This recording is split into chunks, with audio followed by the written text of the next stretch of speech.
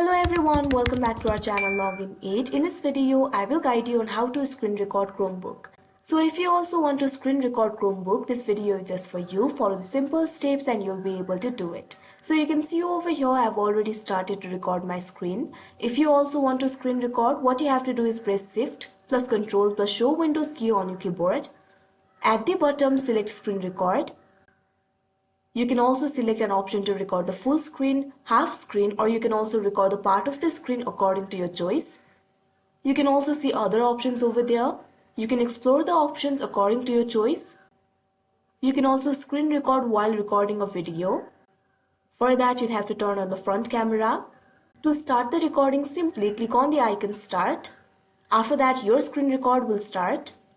To stop recording, simply at the bottom right corner, you'll be able to find the option for stop recording. You'll have to click on that.